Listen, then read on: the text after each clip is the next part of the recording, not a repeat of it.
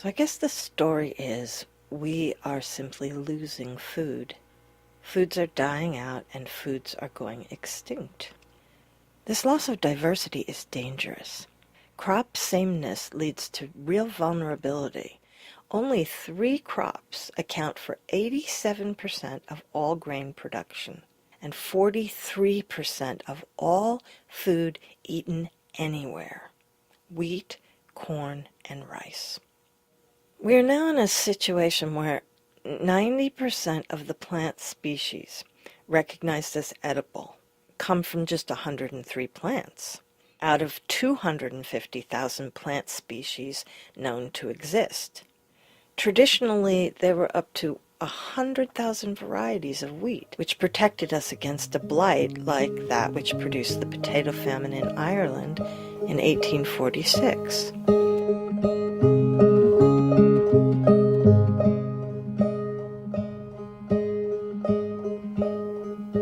This is Phantom Hampton. Phantom Hampton is the podcast with stories from where the rest of us live.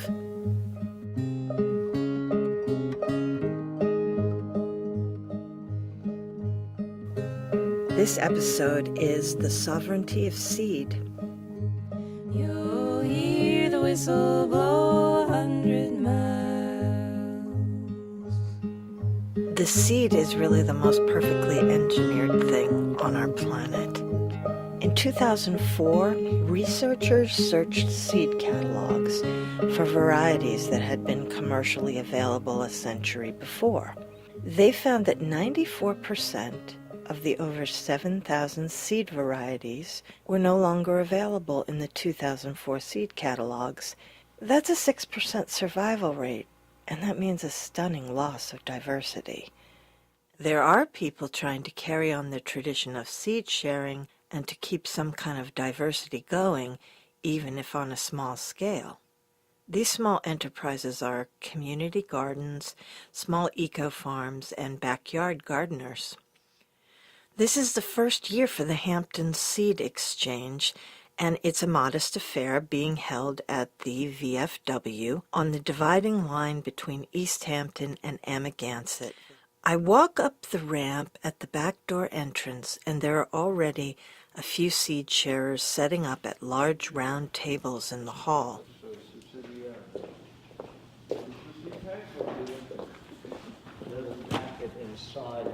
We're here in kind of East Hampton, Amagansett at the American Legion, post 419, at the inaugural Hampton Seed Exchange. And I'm Adam. I'm the creator of Around the Fire, the inspiration behind the Hampton Seed Exchange. You got a nice fire going. Yeah, just keep them warm outside. Maybe it makes a sound. It's fine, definitely.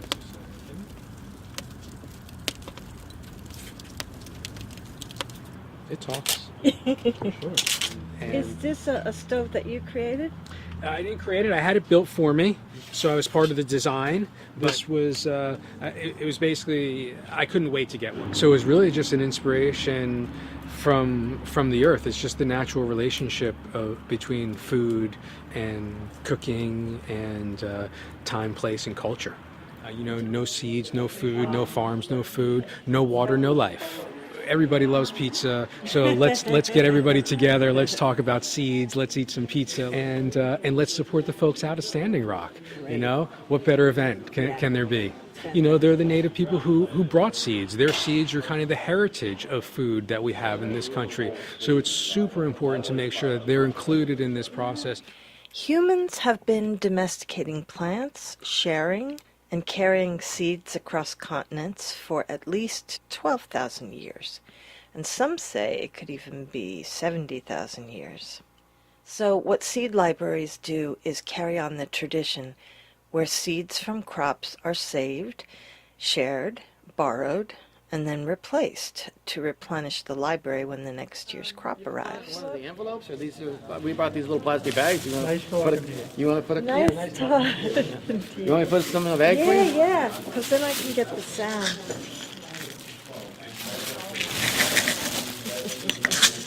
That's plenty. That's more than gonna... Okay, well. Great. You can take a whole package.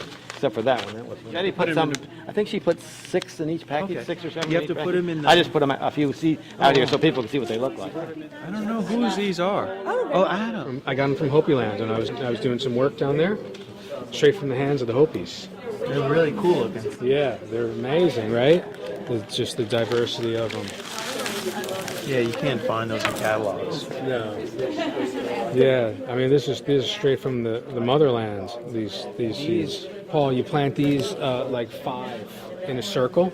I mean, in some ways, all plants are perennials in that, once they go to seed and they shed their seed and then they regrow in the spring. Unless they have the Terminator gene. They have the Terminator gene. But then that's really not the natural seed we're talking about. Well, we have a farm in Bridgehampton behind the Catholic Church called Good Shepherd Farm. It's a community garden. We have 20 people that work together. We grow flowers for cutting, vegetables, and herbs. I brought my flowers here. They're from the cutting garden. Straw flower, Rudbeckia herbstone, Rudbeckia hirta, African marigolds, these big marigolds, and the Queen Victoria marigold. It's about a 18-inch marigold.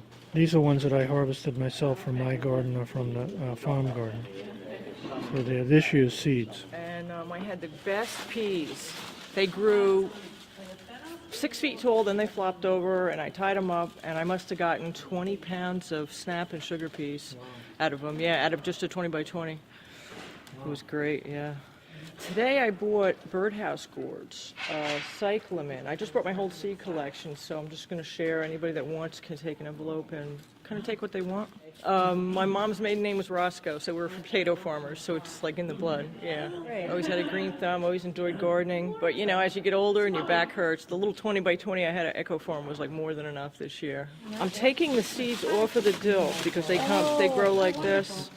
And then you have to separate the seed while they're... So how do you do it? Do you just roll them in your hands? Yeah, like knock the seed heads off. They're kind of still attached. They've been in my house for a while. Do you have a farm? I have an acre, yeah. Eco Farm on Long Lane. Yeah, I was one of the people who helped start Eco Farm. What brought me out? Her Majesty. I came to this country to work for the British government.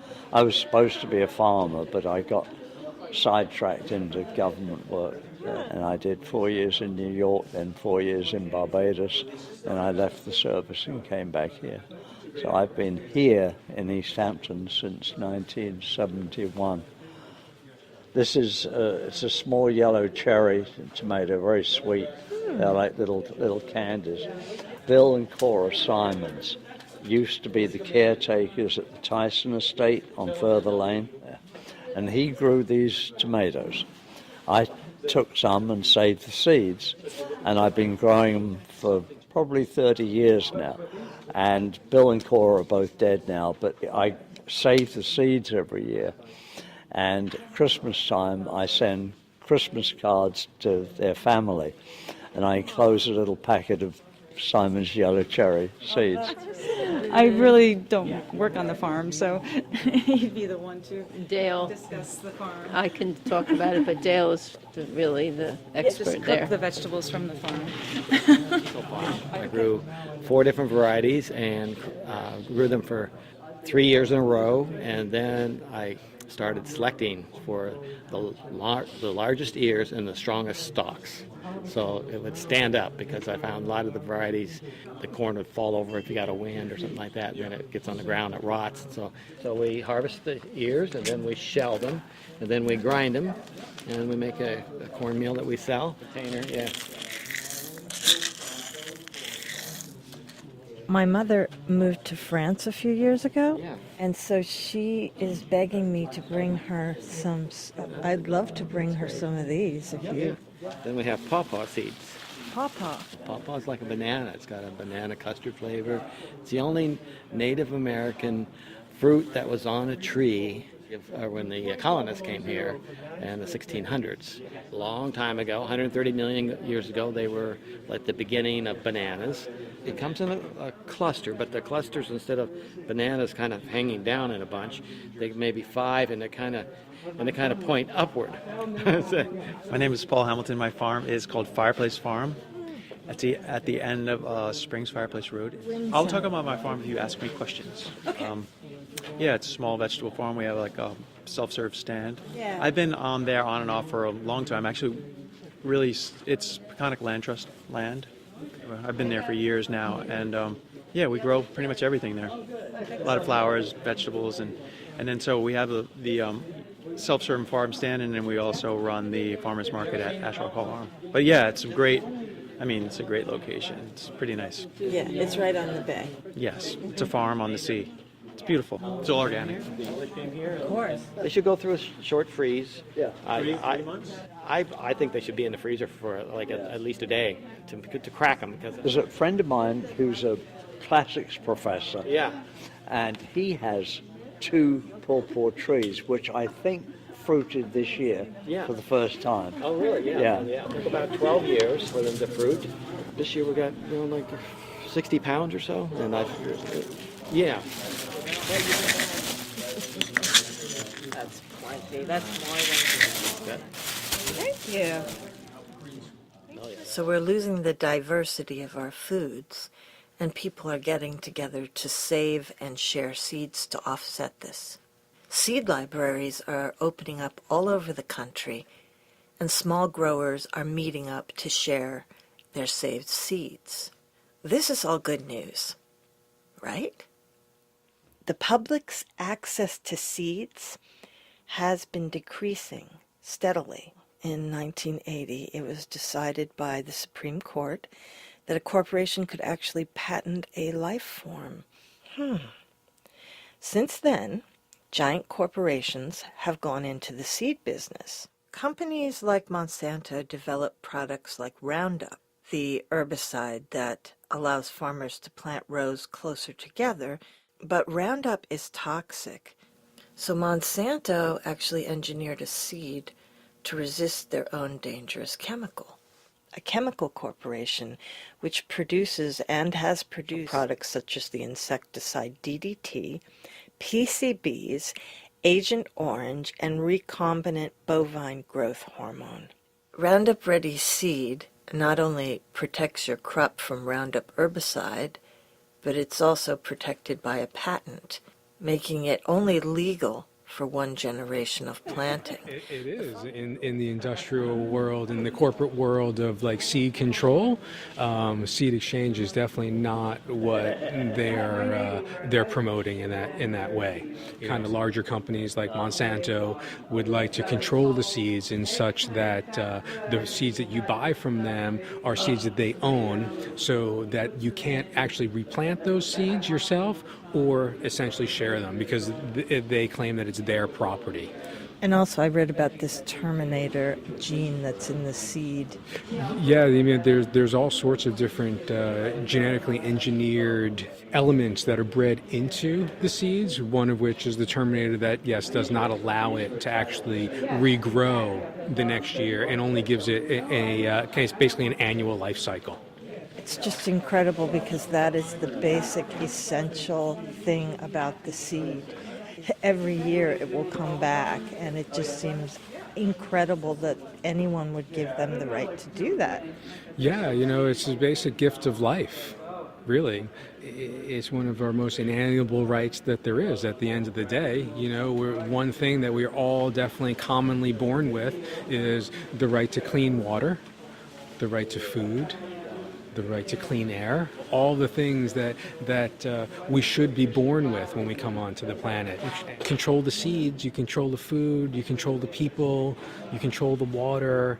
So it all comes down to control, power, and money at the end of the day, like everything else.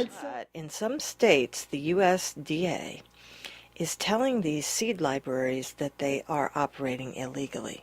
using a law that says seeds must be cataloged and tested for commercial use. They're trying to shut seed libraries and seed exchanges down. And since most seed libraries and seed-sharing groups are not commercial, they can't afford the testing. Protect you all from agri-terrorism. I think people have been saving seeds since dawn of time. But libraries are now getting visits from the USDA. Seed libraries say, we've been sharing seeds forever, and they're trying to shut them down. Wow.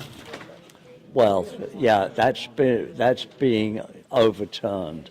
USDA is not pursuing it. There are seed libraries starting up all over. I mean, there's at least 3 on Long Island. This was the USDA being pressured by the seed industry, who didn't want the competition. I mean, which is ridiculous because, I mean, how much competition is this to, one of the big seed companies? Yeah, that's can be disregarded. Right now, a lot of people are starting it more as a protest. To challenge, say, okay, come on, you want to fight? Come on, you come and tell this library that we can't have a seed exchange. And they don't. Wow. Yeah, I know the whole thing about Monsanto and the Roundup Ready seeds and the genetic modification. I'm totally against all of it. Right. We've lost so many varieties of apples and different kinds of seeds through the years. It's a shame, And you lose hardiness, you lose variety. There used to be so many different varieties of apples, and now we're down to very few in comparison to what there used to be. So we'll see. I think any farm out here has arsenic because it all used to be basically potatoes, and everybody used Roundup and Temic. Oh, it was Roundup. Oh, okay. Monsanto creates Roundup, a pesticide so toxic that it is linked to causing cancer, and that actually damages or kills the crops it's intended to help. Monsanto uses a Supreme Court decision from 1980 that allows a life form to be patented. Farmers who choose not to use GMO seeds are having their seed crops contaminated by the blowing pollen from the GMO seeds. The other scary thing is that if my farm is non-GMO and yours is, my seed can be affected. Maybe this isn't true, but I heard that Monsanto's sending out armed thugs to intimidate farmers that have had their crops contaminated and accuse them of stealing their GMO seeds. Yeah, it's an unfortunate situation. Cross-pollination is a natural element in the natural world, and it's uncontrollable. So yeah, there have been stories and court cases that have gone all the way to the high courts that have dealt with that exact subject. So what happens when an organic farmer's field is contaminated by genetically modified seed, and that farmer uses seeds from that crop to replant? The Supreme Court actually sided with Monsanto in 2 cases. Today, a farmer can buy Monsanto seed and pay Monsanto the fee to plant Roundup-resistant seed, spray their field with Roundup, and sow their crop. What the farmer can't do is save the seed generated from the crop. He has, in fact, only leased the seed's genetics, I guess.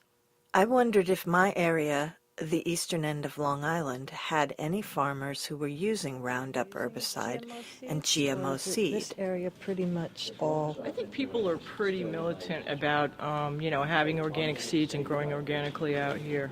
I doubt you're going to get any factory farm influences out this far. Well, most of the GMO seeds are corn and soybeans, Right. and I guess wheat. And that's not what's grown around here. I don't know if they use GMO in the corns.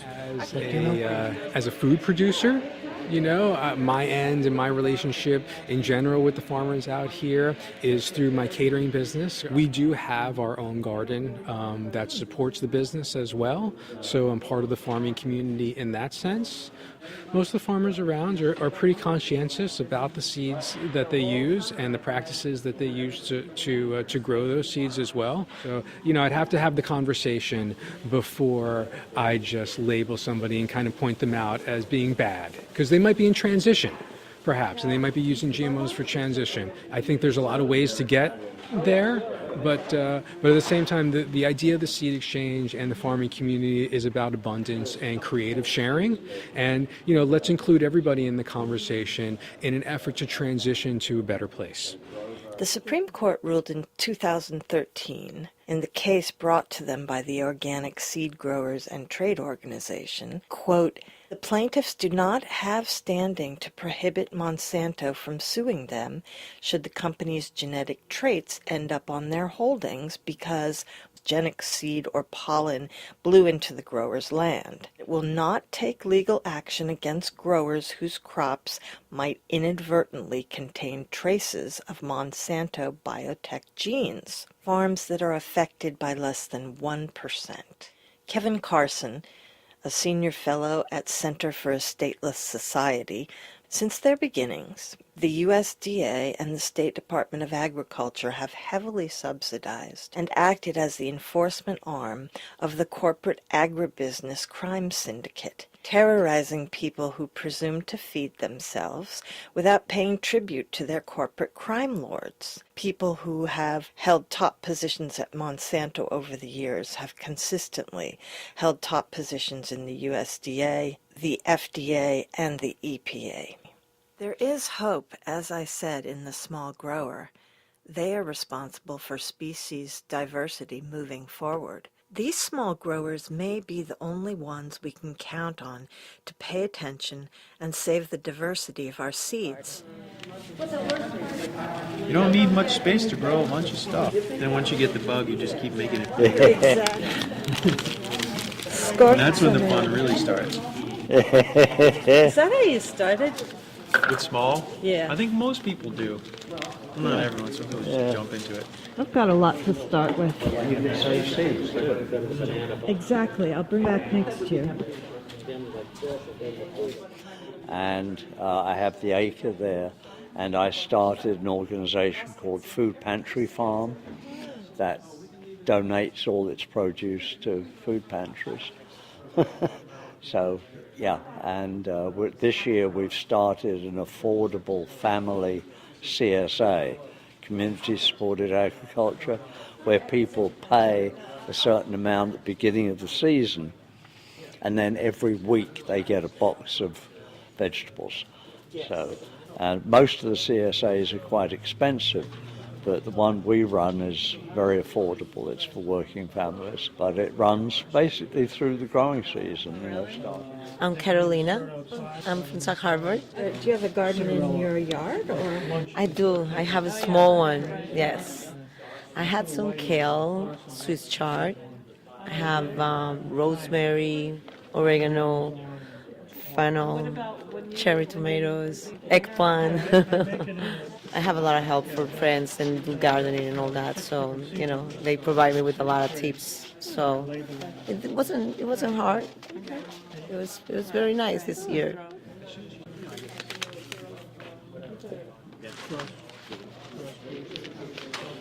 Could I get some of the corn seed to bring to my mom in France? They're going to stop you and say, no, you can't come into the country. She with brought that. them in last year and grew them. Maybe nobody caught her. Stick them in your pocket. That's the best thing to do. Or just put them in your suitcase in an envelope or something. They're not gonna, it's pretty much doesn't have any dirt on it. So what they're trying to watch out for is funguses that might be on soil. Like if you were to bring a potato or something like that, they would be more concerned. Or fruit. We were driving to San Diego. We were going through the mountains from Arizona into San Diego. Yeah. And we pull up to the border, and we see all these people sitting in the back of their station wagons eating apples and oranges and bananas. California. I wonder what's going on here. And we get up there, and they tell us you can't bring any of that stuff into the state. You have to eat it now, You have to eat or it now throw it or away. throw it away.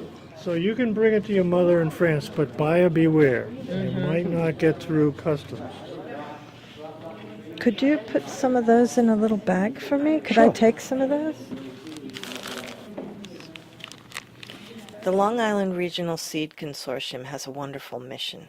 Without local seed production, local food is missing a critical and fundamental link in the chain. We believe in the seed sovereignty and open source maintenance of seed that is available to everyone. It is the right of every person to save seed and improve on varieties as she sees fit. Seed saving increases biodiversity through personal choice and agency. I want to thank Adam Kellenson of Around the Fire Catering for putting the event together and letting me come and record. If you're interested in more information on the subject of seeds, there is a wonderful article by Janice Ray, R-A-Y, in the Utne Reader. It's called A Brief History of Seeds and Plant Domestication. You can also contact the Long Island Seed Consortium at lirsc.org or seedlibraries.net.